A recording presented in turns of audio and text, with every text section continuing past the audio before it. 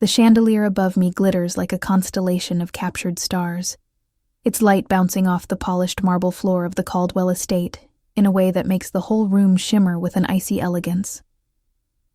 I stand in the center of it all, a stranger in my own life, wrapped in a white silk gown that clings to my body like a second skin. The dress is exquisite, a custom piece that probably costs more than my annual salary as a journalist ever did. But it feels like a cage. I can barely breathe, not because of the corset, but because of the weight of what I'm about to do. At 35, I, Margaret Harper, am getting engaged to Ethan Caldwell, a billionaire I don't love, a man I barely know. The room buzzes with the chatter of New York's elite, their voices a symphony of false smiles and hollow congratulations. I catch snippets of their conversations. Such a beautiful couple. A perfect match. Ethan's lucky to have found her.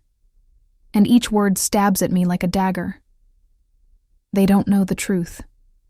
They don't know that this engagement is a transaction, a cold bargain struck in the shadows of desperation.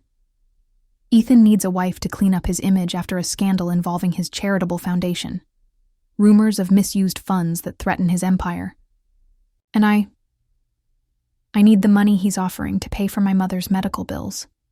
She's been battling late-stage lung cancer for over a year, and the hospital bills have drained every penny I had.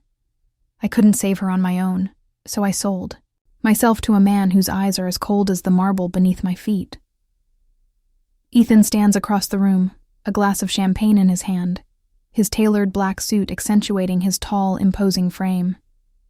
At 42, he's the picture of power. Dark hair swept back, a jawline sharp enough to cut glass, and a presence that commands attention without effort. But there's no warmth in his gaze as he looks at me, only a calculated intensity that makes my stomach churn. He raises his glass in a toast, and the crowd applauds, but I can't bring myself to smile. I feel like a doll on display, a prop in his carefully curated life. The scent of expensive perfume hangs heavy in the air, mingling with the faint aroma of roses from the centerpieces. It's suffocating. I excuse myself, murmuring something about needing air, and slip away to a small dressing room down the hall. My hands tremble as I fumble with the zipper of my gown, peeling the silk off my skin like I'm shedding a lie. I let it fall to the floor in a crumpled heap, standing in my slip as I face the mirror. The woman staring back at me looks like a ghost, pale, hollow-eyed, a stranger. I run my fingers through my auburn hair, trying to steady my breathing, but the memories come rushing in unbidden. I'm 10 years old again, watching my father pack his suitcase in the dim light of our cramped apartment. My mother is crying, begging him to stay, but he doesn't even look at her. "I can't do this anymore," he says, his voice flat, and then he's gone, leaving us to pick up the pieces of a life he shattered. My mother worked 2 jobs to keep us afloat, her hands calloused from cleaning houses and waiting tables, while I buried myself in books, dreaming of a better future. I became a journalist, determined to tell the truth, to hold the powerful accountable. And now, here I am, selling my soul to one of them. Am I any better than my father? Abandoning my principles for the promise of an easier life, I shake my head, forcing the memories away, and slip into a simple sweater and slacks I brought for after the party. I can't stay in that room any longer, surrounded by people who see me as nothing more than Ethan's latest acquisition. I find him in the living room of the estate, the guests gone, the space eerily quiet except for the faint crackle of the fireplace. He's standing by the window, looking out at the city skyline, his back to me. The firelight casts shadows on his face, highlighting the hard lines of his jaw. "We need to talk," I say, my voice sharper than I intend. He turns, his brown eyes narrowing slightly, but he doesn't speak. I take a step closer, my hands clenched at my sides. "I don't need you, Ethan. And I know you don't need me. Not really. So let's stop pretending this is anything more than what it is." He sets his glass down on the windowsill, his movements deliberate, and when he speaks, his voice is low, almost a growl. But we do need each other, Margaret. That's the only thing that matters.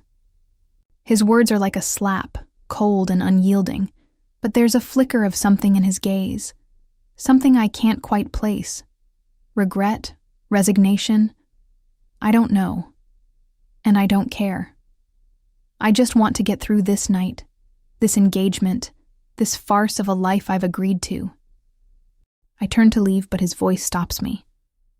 "You look better without the dress," he says, and I freeze, my cheeks burning. It's not a compliment, not really, but there's a rawness to his tone that catches me off guard. I don't respond. I can't. I walk away, my heart pounding, feeling the weight of his gaze on my back. As I step into the cool night air, I realize something. I may have agreed to this marriage, but I'll never let Ethan Caldwell own me. Not my heart, not my soul. I'll do this for my mother, for her chance to live, but I'll never forget who I am or who I used to be. The elevator hums softly as it ascends to the 47th floor of Caldwell Tower, a sleek monolith of glass and steel that dominates Manhattan's skyline. I clutch the strap of my purse, my knuckles white, as I watch the numbers climb. The mirrored walls reflect a version of myself I barely recognize. My auburn hair pulled back in a tight bun, my face pale despite the light makeup I applied this morning. I'm wearing a simple gray sweater and slacks, a deliberate choice to distance myself from the glittering world I stepped into last night at the engagement party. But even in these clothes, I feel out of place, a sparrow in a den of lions. The doors slide open with a soft ding, revealing Ethan's office, a sprawling space that exudes power. Floor-to-ceiling windows stretch across one wall, offering a breathtaking view of the city bathed in the golden glow of late afternoon. The air smells faintly of sandalwood, and the furniture is all dark wood and leather, polished to a shine. It's the kind of room that screams wealth, the kind of room where deals are made and lives are changed with the stroke of a pen. And today, I'm here to sign my life away. Ethan's assistant, a young woman with a clipboard and a tight smile, leads me to a conference table where a stack of papers waits. "Mr. Caldwell will be with you shortly," she says, her voice clipped, before disappearing through a side door. I sit, smoothing my sweater nervously, and glance at the contract in front of me. It's our marriage agreement, pages of legal jargon outlining my role as Ethan's wife, the money he'll pay for my mother's treatment, and the expectations he has for me in public. It's a cold, transactional document, and seeing it in black and white makes my stomach churn. I'm about to flip through the pages when I hear voices through the door the assistant just exited. Ethan's voice, deep and controlled, cuts through the silence. "I don't care what it takes, Richard. I need that file buried. No one can know about the child. Not now, not ever." My breath catches in my throat. A child? What child? I lean closer, my heart pounding as his assistant responds, his tone hesitant. "But sir, if the press finds out, it could ruin everything, especially with the engagement." Ethan's reply is sharp, almost a growl. "Then make sure they don't." The door opens, and I jerk back in my seat, my cheeks flushing as if I've been caught stealing. Ethan strides in, his tailored navy suit hugging his broad shoulders, his expression unreadable. He doesn't acknowledge what I might have heard, just takes a seat across from me and gestures to the contract. "Let's get this over with," he says, his voice as cold as the glass behind him. But I can't focus on the papers. My mind is racing, replaying his words. A child. A secret. What else is he hiding? I force myself to meet his gaze, searching for a crack in his facade, but his brown eyes are impenetrable. "Before we sign," I say, my voice steadier than I feel, "I need to know something." He raises an eyebrow, a silent invitation to continue. I take a deep breath, the memory of our first meeting flashing through my mind. The grocery store, months ago, when he accidentally pushed my cart and paid for my items at the checkout. It was a chance encounter, one I never thought would lead to this moment. But now, I wonder if anything about Ethan is truly accidental. "What are you hiding, Ethan?" I ask, my words sharp. I have a right to know. His jaw tightens, and for a moment, I think I see a flicker of something in his eyes, guilt, maybe, or fear. But it's gone as quickly as it came, replaced by the same icy composure he wore last night. "You only need to do your part, Margaret," he says, his tone a warning. "Don't dig into my past. It's none of your concern." His words sting, a reminder of my place in his life. A pawn, a means to an end. I want to push back, to demand answers, but the weight of my mother's hospital bills presses down on me, a suffocating reminder of why I'm here. I can't afford to walk away, not when her life depends on this deal. I lower my gaze, my fingers trembling as I reach for the pen. But before I sign, I stand and walk to the window, needing a moment to breathe. The city stretches out below me, a sea of lights and movement. And I think of my mother, of her frail hands, her tired smile, the way she always put me first, even when we had nothing. I can't let her down, no matter how much this arrangement feels like a betrayal of myself. I adjust my sweater, the soft fabric grounding me, and turn back to Ethan. He's watching me, his expression unreadable, but there's a tension in his shoulders that wasn't there before. "Let's just get this done," I say, returning to the table and signing my name on the dotted line. The pen feels heavy in my hand, each stroke a chain binding me to this man and his secrets. As I slide the contract across to him, I make a silent promise to myself.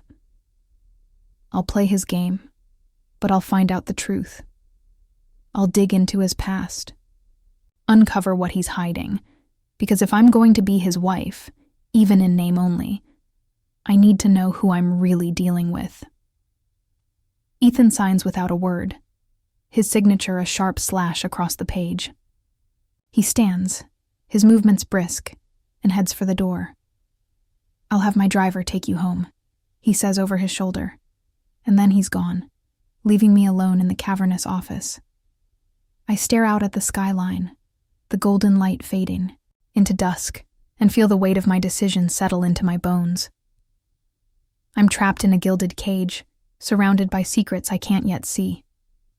But I won't stay in the dark forever.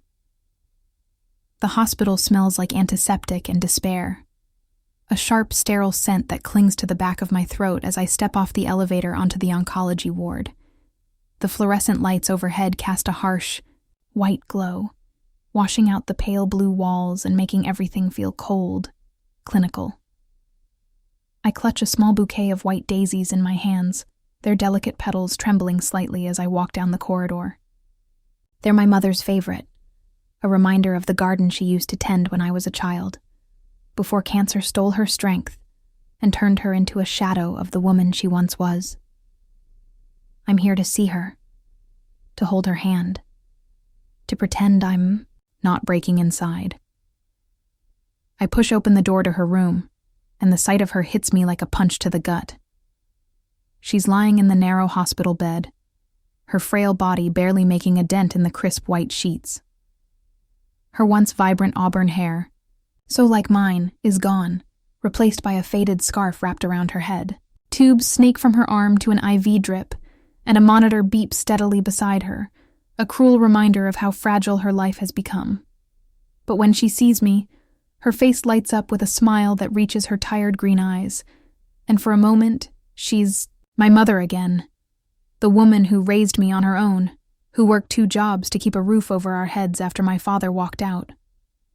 "Margaret," she says, her voice weak but warm, and I feel tears prick at the corners of my eyes. I set the daisies in a vase by her bedside, the scent of the flowers a faint comfort in the sterile room, and pull a chair close to her. "You didn't have to come today," she adds, reaching for my hand. Her fingers are cold, the skin paper thin, but her grip is firm, as if she's trying to pour all her love into that one touch. I wanted to, I say, forcing a smile as I sit. I brought you something. I reach into my bag and pull out a small container of oatmeal I made this morning. The kind she used to make for me when I was sick. I spoon some into a bowl, blow on it to cool it down, and hold it to her lips. She takes a small bite, her eyes closing briefly as she savors it, and I feel a pang of gratitude that I can still give her this small comfort. I wipe a stray bit of oatmeal from her chin with a napkin, my movements gentle. And for a moment, we're just mother and daughter, untouched by the chaos of my new life with Ethan. But the weight of that life is never far away.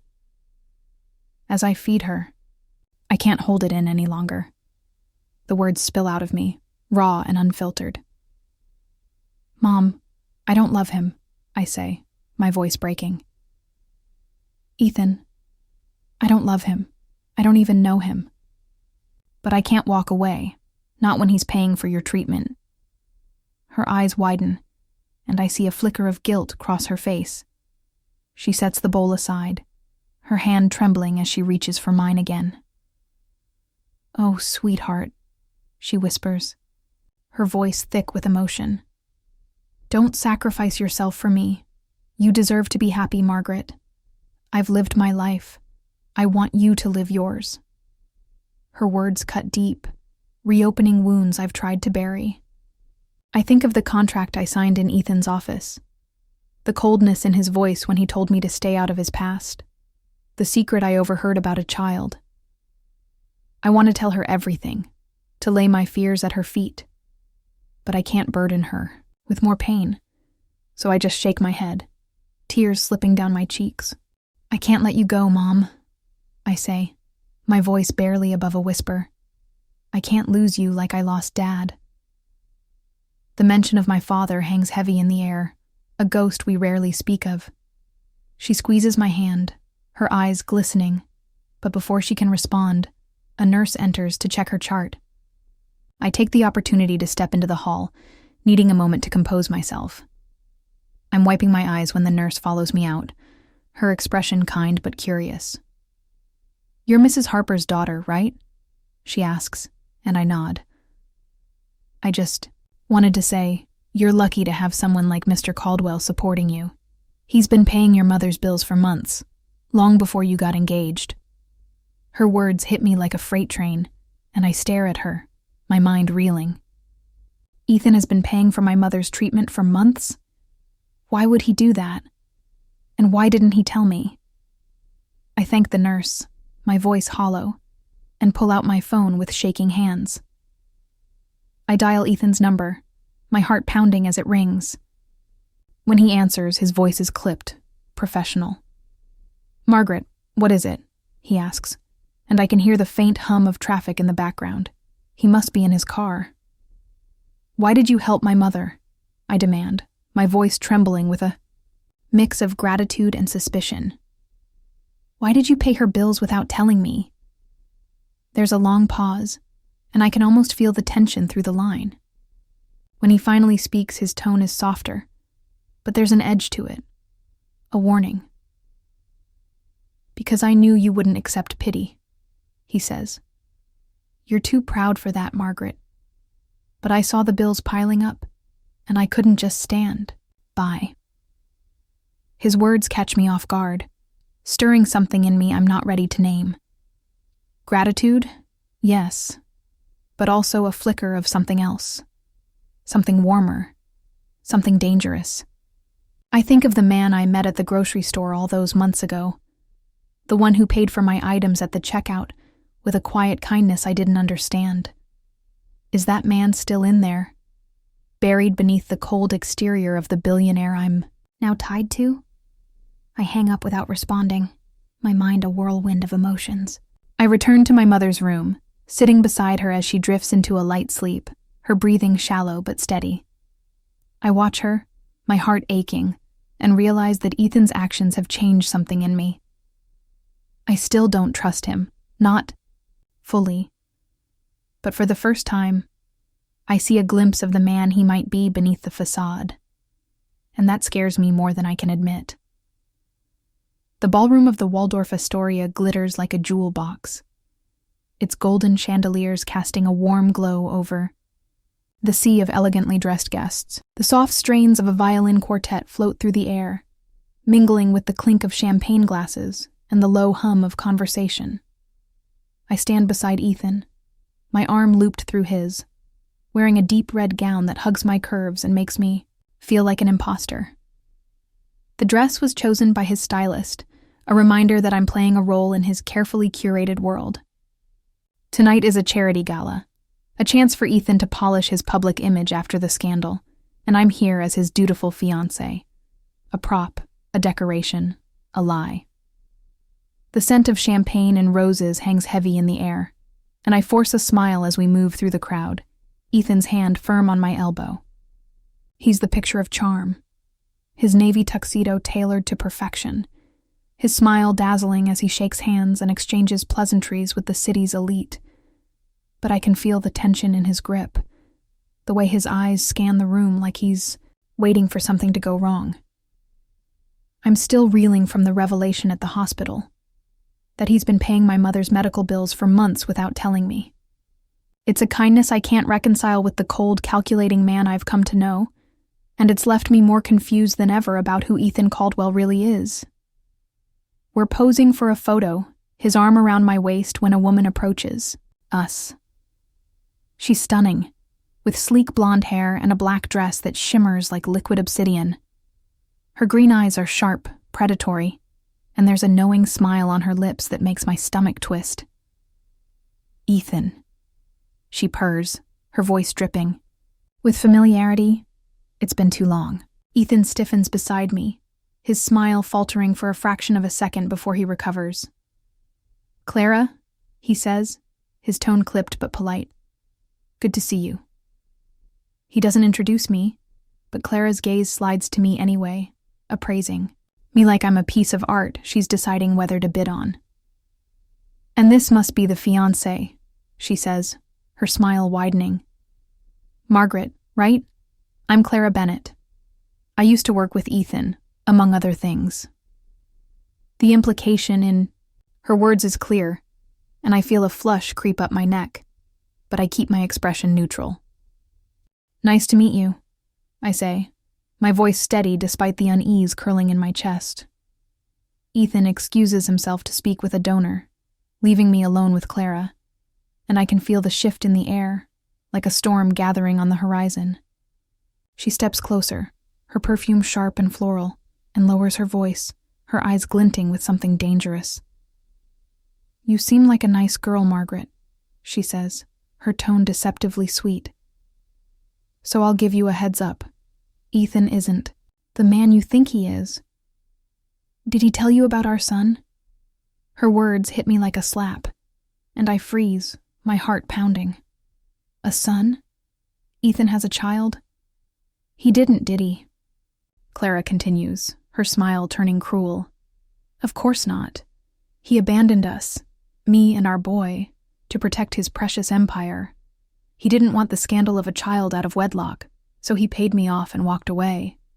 That's the kind of man you're marrying. I can't breathe. The room tilts around me, the violin music fading into a dull roar as her words sink in. Ethan? A father? A man who abandoned his own child? I think of my own father, the way he left my mother and me without a backward glance, and nausea churns in my stomach. I want to believe Clara's lying, but there's a rawness in her voice, a pain that feels too real to be fabricated. Before I can respond, Ethan returns, his expression darkening as he sees Clara. We need to mingle, he says to me, his voice tight, and he steers me away without another word to her. But I can't let this go.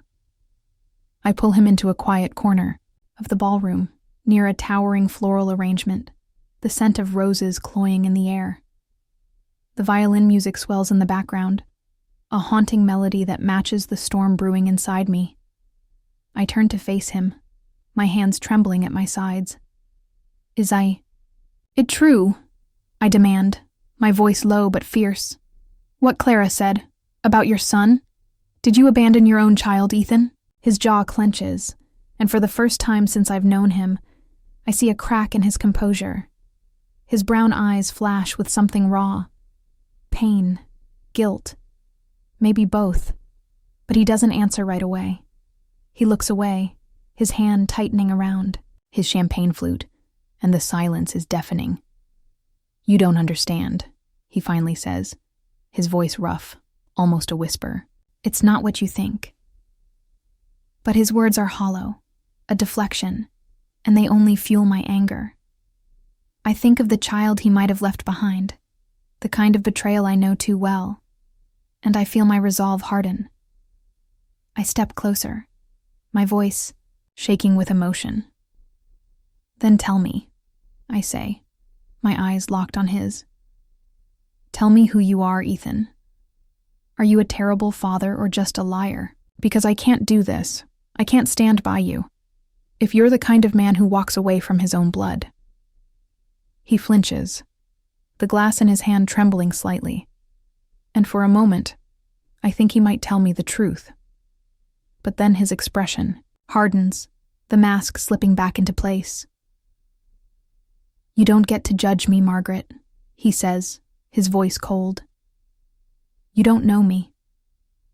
He turns and walks away, disappearing into the crowd, leaving me standing there with my heart in my throat.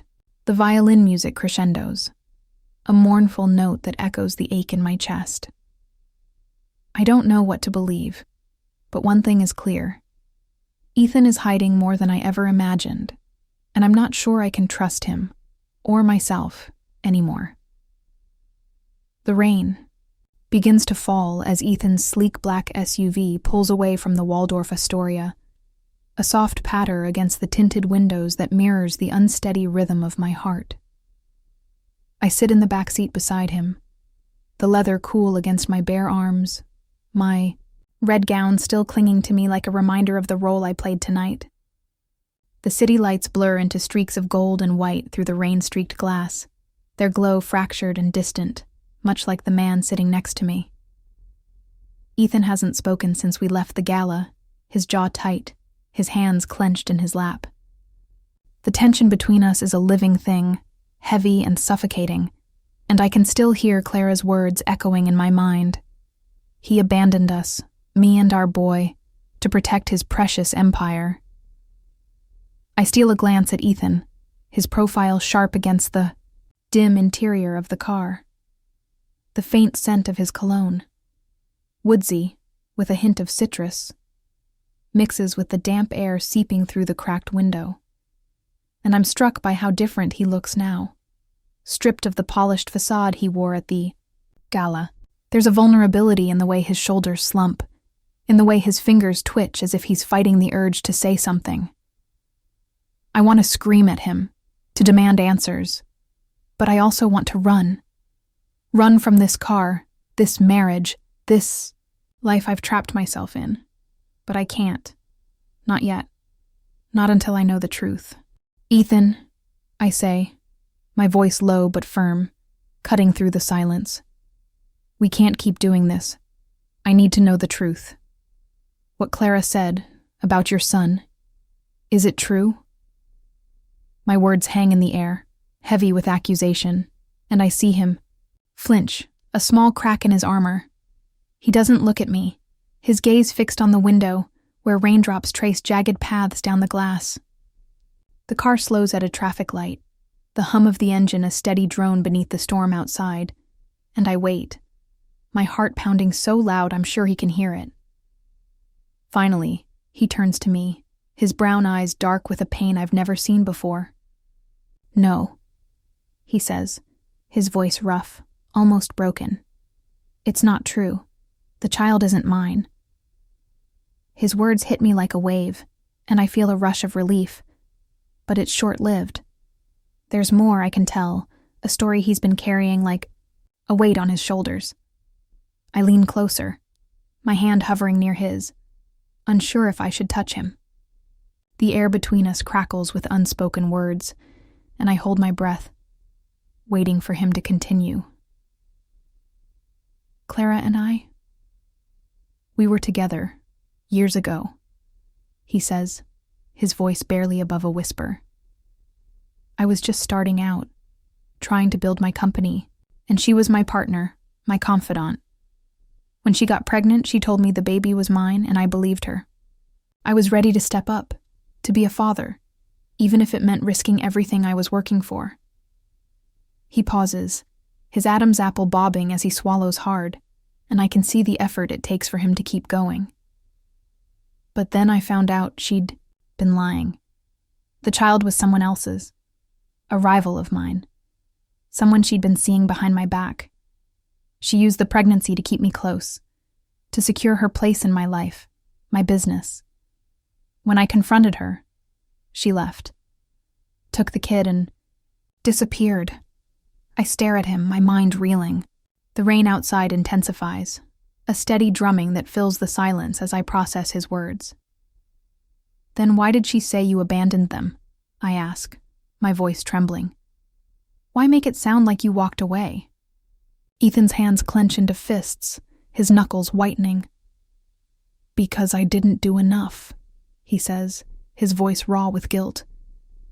I paid her off, gave her money to start over, to take care of the boy, but I didn't check on them, didn't make sure they were okay. I told myself it wasn't my responsibility, that I'd been betrayed. But I was wrong. I should have done more. For the child, if not for her. I've lived with that regret every day since. His voice breaks on the last word, and he looks away, his eyes glistening in the dim light. I sit back, my heart aching for the man beside me. For the first time, I see Ethan not as the cold billionaire I've come to resent, but as a man haunted by his past, a man who's been carrying a burden he never deserved. I think of my own father, the way he walked out on us without a second thought, and I realize Ethan isn't him. He's flawed, yes, but he's not heartless. My hand moves on its own, reaching for his, and when my fingers brush against his, I feel the warmth of his skin, the slight tremor in his touch. His hand closes around mine, strong and steady, and my heart skips a beat, a rush of something new and terrifying flooding through me. Ethan, I say softly, my voice barely audible over the rain. I understand, but you need to make this right. You can't keep running from your past. He looks at me then, his eyes searching mine, and I see something shift in his expression. A flicker of hope, maybe, or resolve. I know, he says, his voice steadier now. And I will. I promise. The car moves forward again, the city, lights casting a soft glow over us, and I feel the first stirrings of something I haven't felt in a long time. Love, tentative and fragile, but real. I think of the grocery store where we met, the way he paid for my items at the checkout with a quiet kindness I didn't understand then. Maybe that man is still there, beneath the layers of guilt and regret. And maybe, just maybe, I can help him find his way back. The suburban street is quiet as Ethan's SUV pulls up to a modest 2-story house, its front yard dotted with wildflowers that sway gently in the morning breeze. The air smells of fresh-cut grass and blooming lavender, and the sound of birds chirping fills the silence, a stark contrast to the chaos of the city we left behind. I glance at Ethan, his profile tense as he grips the steering wheel, his knuckles white. We're here to see Clara, to confront the past he's been running from, and I can feel the weight of this moment pressing down on us both. I reach over and touch his arm, my fingers light but firm. We're doing the right thing, I say softly, and he nods, his jaw tight, before we step out of the car. The house is small but well kept, with a faded blue door and a child's tricycle on the porch. I notice a few framed photos on the wall as we step inside. Clara with a little boy, his blonde hair tousled, his smile wide and bright. My heart aches at the sight, imagining the life this child might have had if things had been different. Clara greets us in the living room, her expression guarded, her arms crossed over her chest.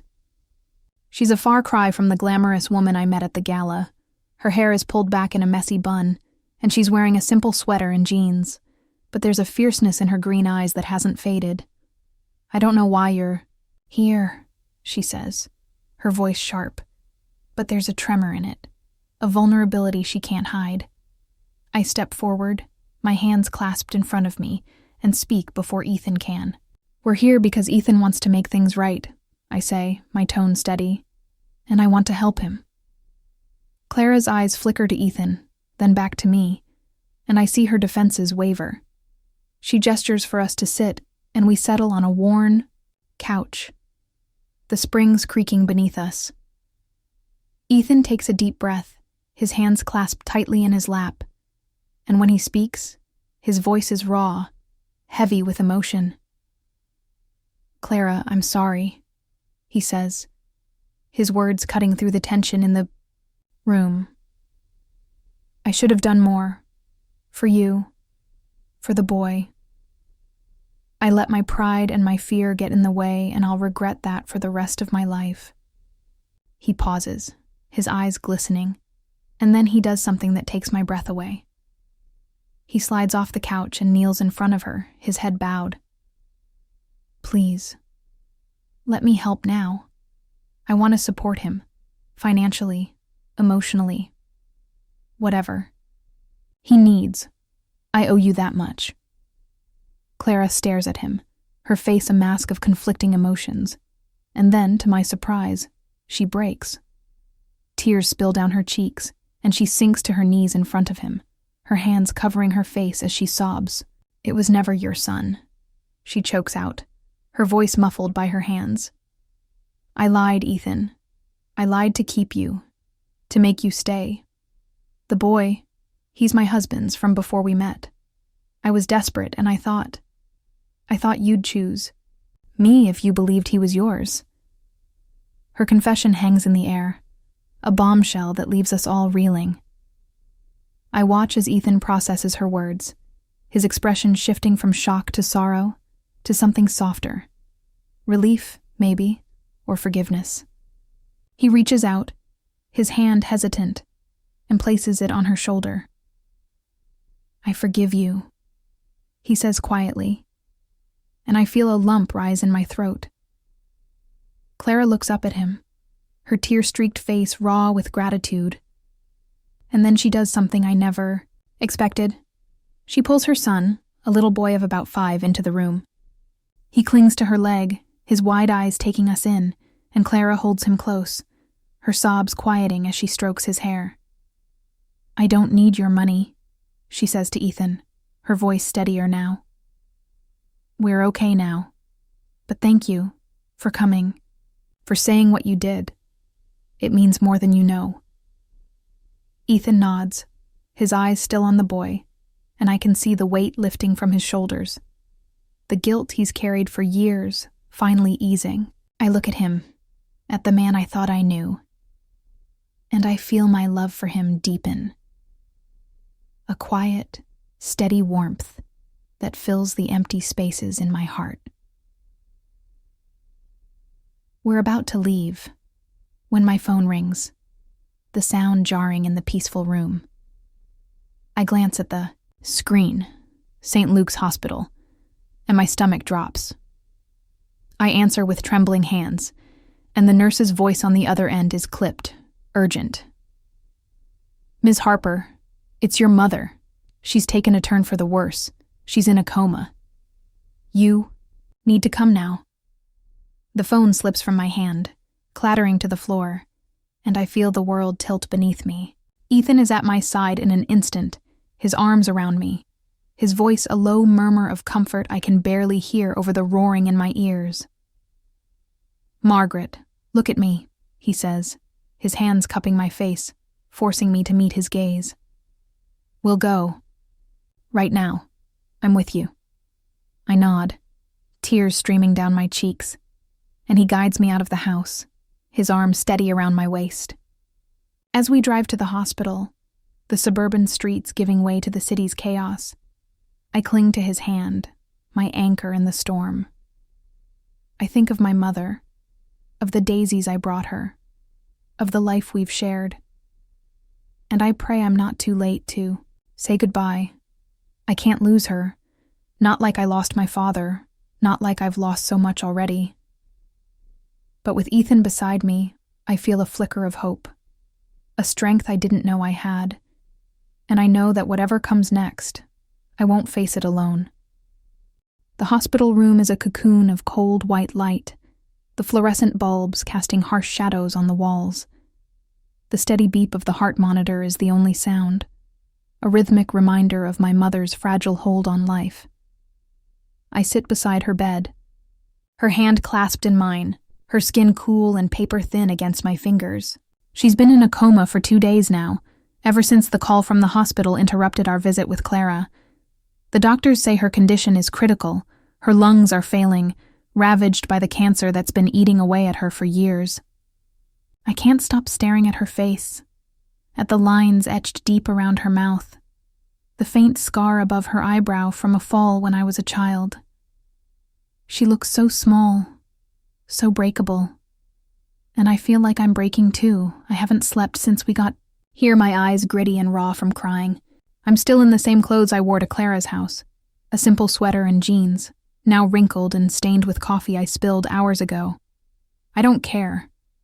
All I care about is my mother, the woman who raised me alone after my father walked out, who sacrificed everything to give me a better life. I can't lose her. Not now. Not like this. I lean forward, resting my forehead against our joined hands, and whisper words I'm not sure she can hear. "Mom, please," I say, my voice trembling. "I need you to fight. I'll live better, I promise. I'll make you proud. Just don't leave me." The door creaks open behind me, and I don't need to look to know it's Ethan. He's been here almost as long as I have, a quiet presence in the background, giving me space but never straying far. I hear the soft clink of a paper cup being set on the table, and then he's beside me, his hand resting gently on my shoulder. "I brought you some coffee," he says, his voice low, soothing. I glance at the cup, steam rising from the rim, and then up at him. His face is drawn, shadows under his eyes, but there's a steadiness in his gaze that anchors me. He's still, in his shirt from 2 days ago, the sleeves rolled up to his elbows, and I notice the faint stubble on his jaw, a sign of how long he's been here with me. "Thank you," I manage, my voice hoarse.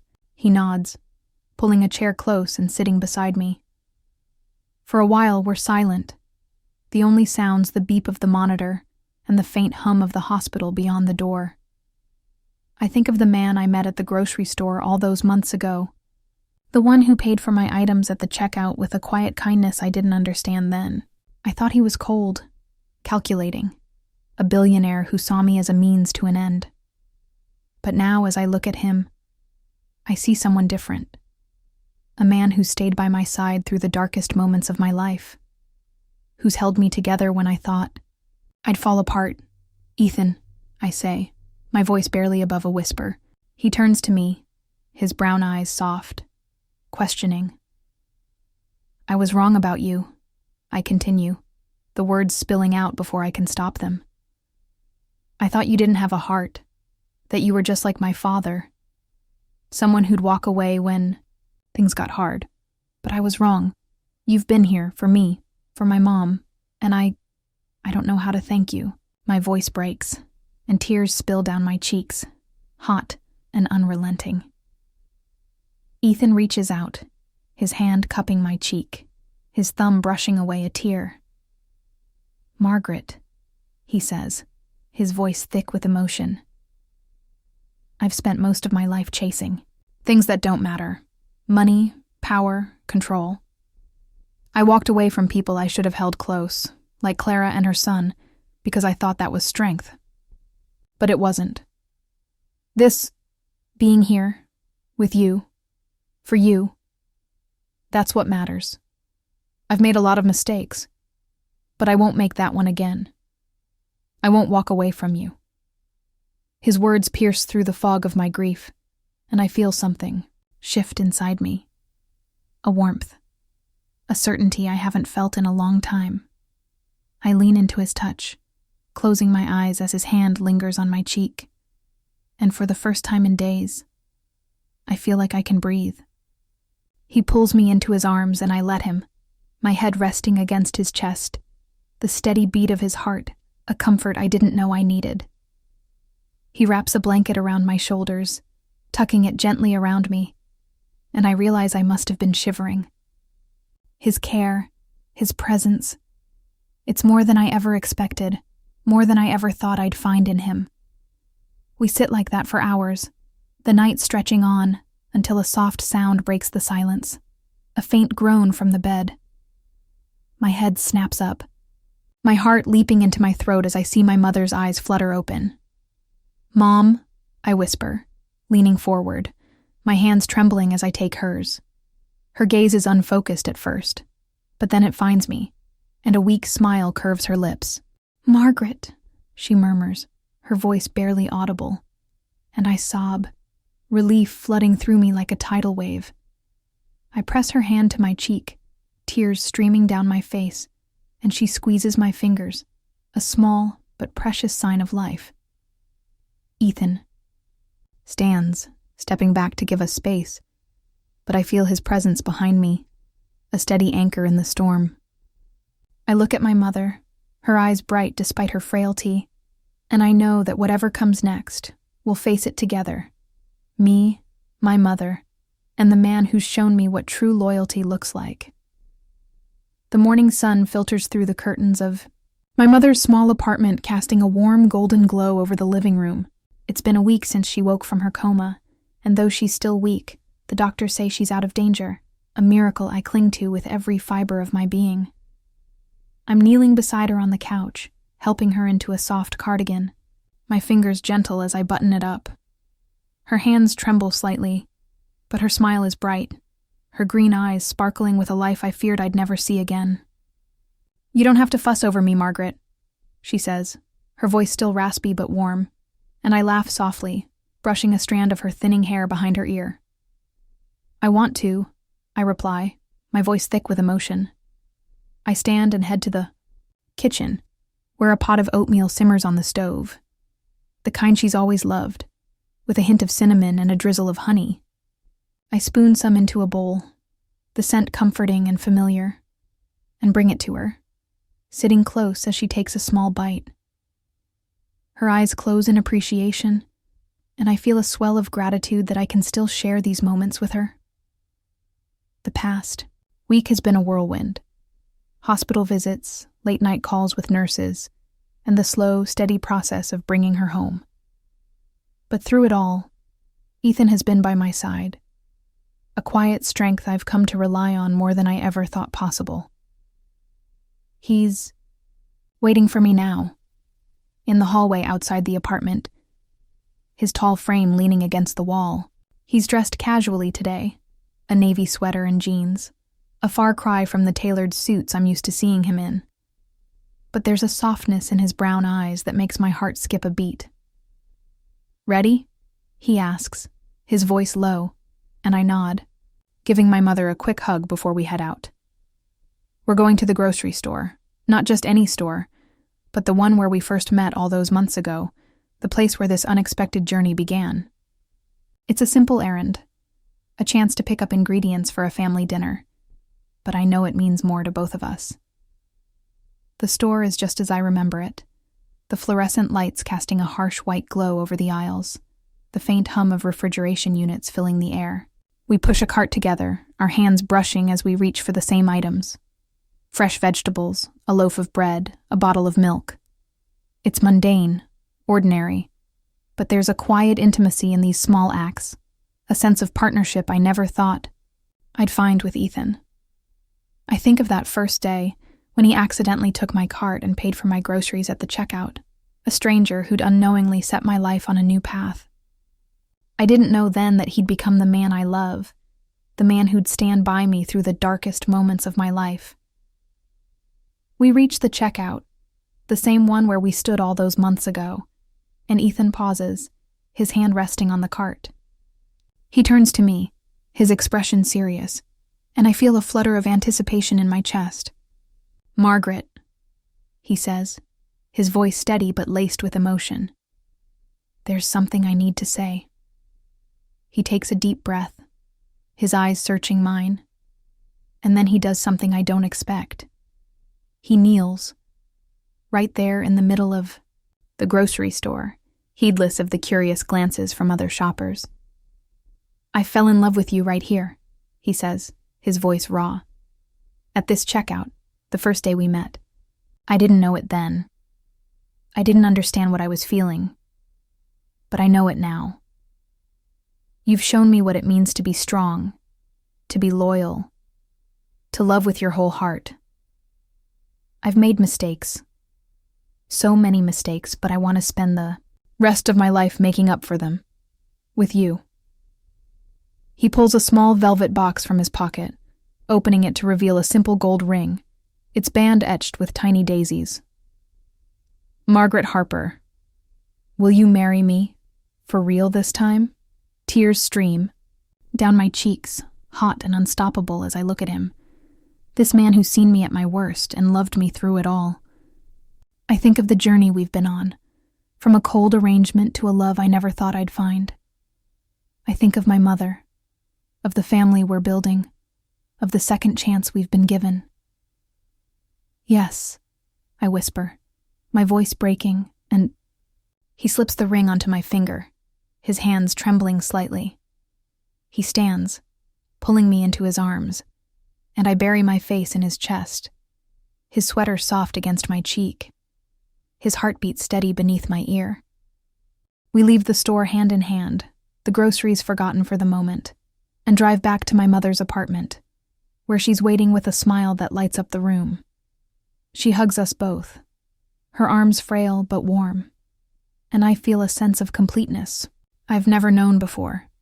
Later that evening, as we sit down to dinner, I pull out my phone and open a photo Ethan sent me earlier. A picture of Clara's son, the boy he's been supporting with monthly payments, his blonde hair tousled, his smile wide as he plays in a park. I smile, knowing he has a brighter future now. A small piece of redemption in the midst of so much pain.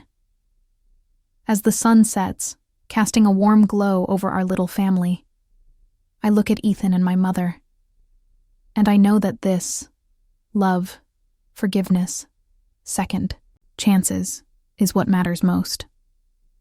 We've found our way back to each other, and though the road ahead may not always be easy, I know we'll walk it together.